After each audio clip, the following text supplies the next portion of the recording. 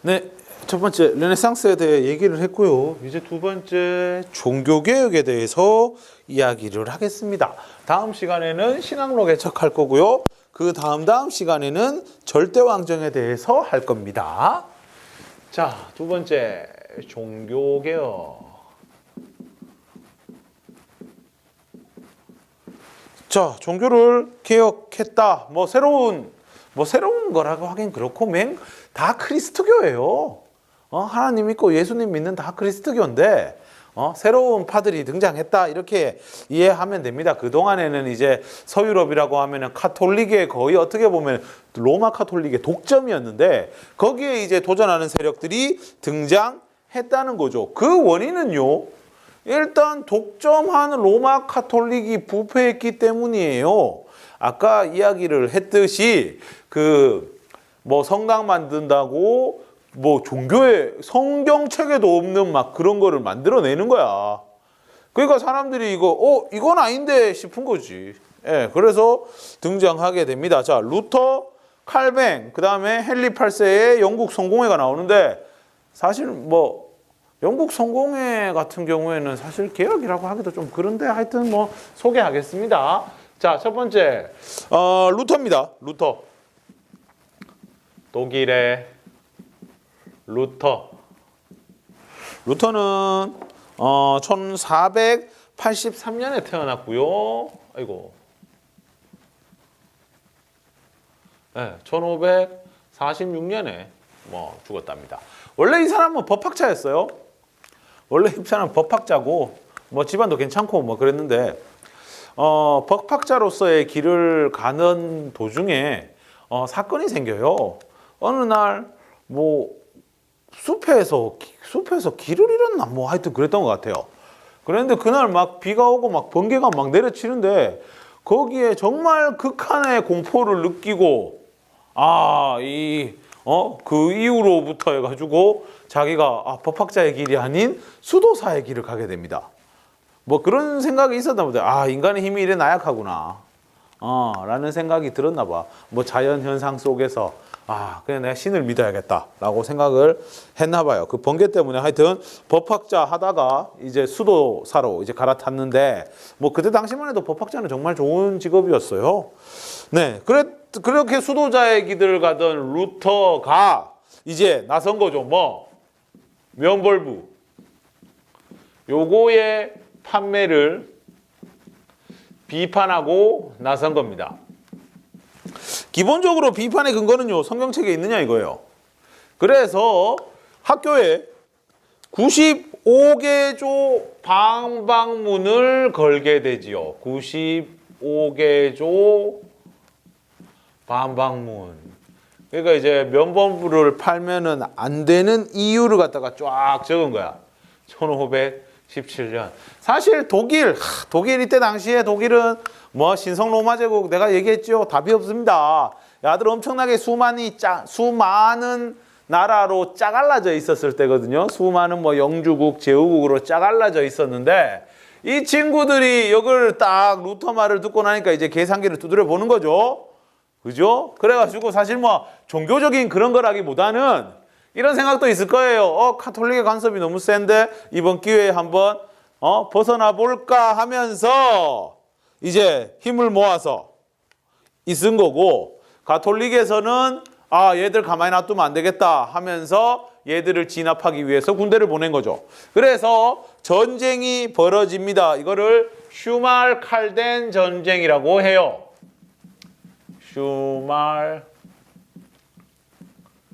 슈말-칼덴 전쟁. 심플하게 얘기해서 루터파와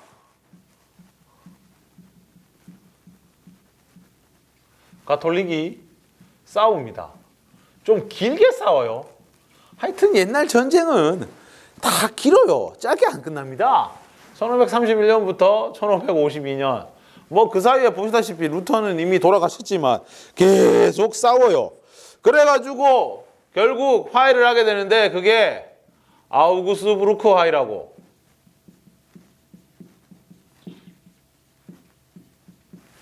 1555년 아우구스 부르크 화이를 통해서 루터파가 인정을 받은 겁니다. 루터파 믿어도 좋다. 그래서 이거는 어디? 지금도 이제 북독일, 이때 당시에 북독일, 그리고 북유럽 요쪽 애들이 루터파가 많았대요. 북유럽은 지금도 루터파가 많습니다. 네, 그렇습니다. 그냥 그리스도교의 한 파라고 생각하면 되고요. 그러면서 이제 어떤 종교에 대한 원칙이 세워지는데 그게 어떤 거냐면은 이걸 내가 왜 땡겼죠? 어떤 거냐면 종교가 정해지는 데 있어가지고 지배자의 종교가 곧 그 지역의 종교가 되는 거예요. 알겠지? 지배자의 종교가 그 지역의 종교가 된다. 내가 불교다. 지배자가 불교다 하면 다 불교 되는 거야. 그 안에 있는 사람들의 신앙은 상관없이. 그러니까 이게 뭐예요? 아, 우리 이제 느낌이 오는 거지. 아, 이것 때문에 나중에 또 한 번 더 싸울 것 같은데 이런 생각이 드는 거야. 알겠지? 이제 프랑스의 왕이 예를 들어 가톨릭이다 하면 뭐예요? 올 가톨릭 이렇게 되는 거예요. 됐죠? 자, 그리고 두 번째 종교개혁입니다. 스위스의 칼뱅입니다. 스위스의 칼뱅. 1509년에서 1564년까지 살았던 분이고요. 요 분은 예정설이라 하는 걸, 예정설이라 하는 걸 내세웠는데 이게 뭐냐? 야, 우리가 나중에 어떻게 될지는 예정 다 정해져 있다. 그럼 우리가 할 일은 뭐냐? 아니 그냥 성실하게 살면 되는 거야. 성실하게 살면 되는 거야. 그러면서 이제 이게 누구한테 인기를 끄느냐라고 하니까 그 상공업자들한테 인기를 끌어요. 왜냐하면 이 이 칼뱅이 예정설을 하면서 또 했던 교리 중에 하나가 뭐냐면은 이 어떤 신성한 작업이라는 건 신앙의 싸움터다.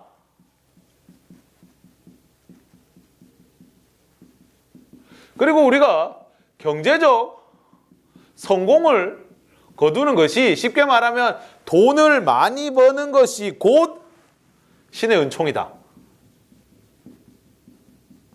그리고 우리가 경제적 성공을 거두기 위해는 뭘 해야 된다? 뭐고? 갑자기 또 생각 안 나노. 경제적 성공을 거두기 위해서 우리는 욕망을 참아야 된다. 금욕주의. 그래가 보면 지금도 이제 뭐 교회 다니는 분들 뭐 술 안 하고 뭐 이런 분들 있잖아요. 예, 요 얘기에서 사실 요 맥락에서 나오는 거예요. 그래서 이거는 상공업자들한테 인기를 끕니다. 그러니까 이것도 기본적으로 성경에 없는 거 하지 말라는 얘기예요.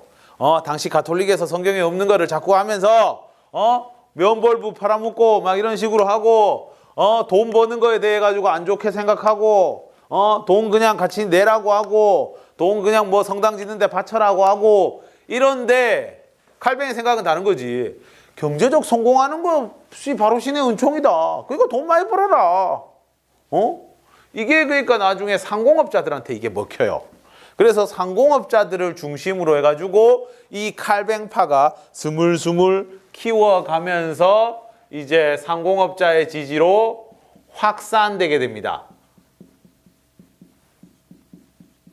그러면서 이게 유럽에 퍼져나가게 되는 거지요. 결국에 이것 때문에 싸움 나요. 종교 전쟁이 벌어지게 됩니다.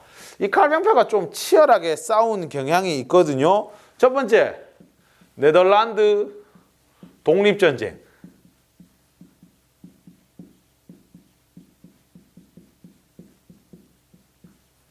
당시 네덜란드는요, 그 합스부르크 왕가, 이 에스파냐의 지배를 받고 있었거든요. 그래가지고 얘들이 싸워요. 오렌지공 윌리엄이라는 사람이 중심이 돼가지고, 오렌지가 그 과일 오렌지를 얘기하는 건 아니고 여기서는 이제 땅 이름입니다.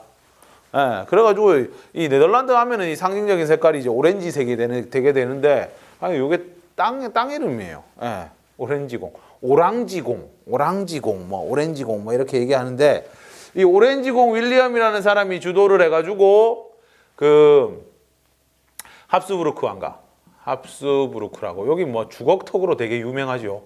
합스부르크 왕가. 이때 당시에 펠리페 2세라고 에스파냐의 절대 왕정을 이끌었던 아주 뭐 능력 있다고 해야 되나? 뭐 이 사람이 있었어요. 예. 얘랑 이제 싸움을 벌이게 되는데 이제 네덜란드에 칼뱅파 애들이 많았던 거지. 그리고 여기는 이제 에스파냐, 여기는 가톨릭. 예, 이렇게 되는 겁니다. 그래가지고 싸워요. 싸워가지고 1581년에 독립선언을 하게 되고요. 이게 인정받는 게 1648년에 베스트팔렌 조약이라고 이따 나오는데, 여기에서 인정을 받게 됩니다. 알겠죠? 네, 그렇게 됩니다. 이게 네덜란드 독립전쟁입니다. 그래가지고 네덜란드라는 나라가 요때 나오게 됩니다. 요 스페인으로부터, 에스파냐로부터 독립을 하는 거지요. 그 다음에 프랑스에서도 이게 있는데, 프랑스에서는 이거를 위그노 전쟁이라고 불러요. 이 위그노란 게 뭐냐면은 그 각지에 확산될 때 이 칼뱅파들을 부르는 이름이 지역마다 달라요. 프랑스에서는 위그노, 영국에서는 청교도, 퓨리천이라고 해가지고 청교도, 그 다음에 네덜란드에서는 고이센, 스페인에서는 스코틀랜드에서는 장로교, 이렇게 부릅니다. 네, 그 칼뱅파가 사실 우리나라에 있는 대부분의 교회가 뭐예요? 대한예수교 장로회라고 해가지고 요겁니다. 스코틀랜드 애들이 미국에 건너가가지고 거기서 막 세력 키우다가 그 미국의 그 장로교 애들 선교사들이 와가지고 우리나라에 막 이렇게 만든 거예요. 알겠죠? 어쨌든 프랑스의 위그노 전쟁, 프랑스에서도 이제 칼뱅파 애들이 종교의 자유를 달라 하면서 싸우게 되는 거지. 그래가지고 여기도 진짜 피 터지게 싸우다가 그 당시 위그노였던 앙리가, 나바르의 앙리인가, 이 사람이 앙리의가 아니고 얘가 프랑스의 왕이 됩니다. 이때 당시에 그 발루아 왕조가 대가 끊기면서 데리고 오려고 보니까 이제 나바르의 앙리가 눈에 띄는데 야가 위그노란 말이야. 그리고 야가 이래 해도 되겠나라고 이제 하고 있을 때 앙리 4세가 나바르의 앙리가 개종을 합니다. 이 사람이 원래 위그노였다가 개종을 해요. 그 가톨릭으로. 그러면서 오케이, 그러면 왕 해라 이렇게 된 거고. 그러면 위그노에서 배신자 이랬을 수도 있잖아. 그랬는데 앙리 4세는 나중에 그 낭트 칙령이란 거를 내려가지고 일정 지역에서의 특정 지역에서 신앙의 자유를 인정을 했어요. 그러니까 위그노한테도 해피엔딩. 뭐 가톨릭 입장에서도 뭐 크게 아쉬울 거 없는 뭐 이런 상황이 된 거죠. 그 다음에 이제 마지막으로 이제 독일인데, 독일에서는 이때 30년 전쟁이라고 해가지고 전쟁도 길게 합니다. 1618년부터 1648년까지 하는데, 이거를 흔히 우리가 그 마지막 종교전쟁이라고 불러요. 30년에 걸친 싸움이 벌어지는데, 그러면서 이제 그 결국 합의를 보게 됩니다. 그게 바로 이제 베스트팔렌 조약. 그러니까 사실 근데 이게 종교전쟁이라고 해도 이때쯤 되면요, 뭐 가톨릭이 뭐 절대적이다, 가톨릭을 위해 싸우자, 로마 가톨릭을 위해 싸웁시다, 교황님을 위해 싸웁시다, 이런 거 없어요. 그러니까 이 독일의 30년 전쟁 때만 해도 프랑스 종교 가톨릭이거든요. 근데 야는 칼뱅파를 막 도와주면서 싸우는 거야. 그래가지고 그렇게 도와줬을 때 뭐 어디 떨어지는 거 없나 하면서 이때부터 해가지고는 종교라는 그런 개념보다는 그냥 국가적인 어떤 이해관계, 이게 유리한가 저게 유리한가, 이거를 계속 저울질하면서 계산기 두드리면서 그렇게 하는 시대가 돼요. 예, 그러니까 요거 이후로는 뭐 종교 때문에 싸운다? 특별하게 그런 건 없어요. 예, 1648년 요 베스트팔렌 조약을 맺게 되는데 결국 요거에 의해 가지고 칼뱅파가 공식적으로 인정받게 됩니다. 그리고 이제 아까 그 아우구스부르크 하이에서는 지배자 종교가 지역의 종교다라고 했잖아요. 이제는 개인의 종교의 자유가 생겨요. 그러니까 앞으로 종교 때문에 싸울 일이 아예 없어지는 거죠. 그리고 이때 당시에 이제 프랑스가 요거를 통해서 프랑스가 강국으로 인정을 받게 되고, 여기 인정은 뭐 요 조약에서 인정한다는 얘기가 아니고 이 싸움을 통해 프랑스, 뭐 스웨덴 이런 애들이 되게 강해져요. 그리고 그 누굽니까?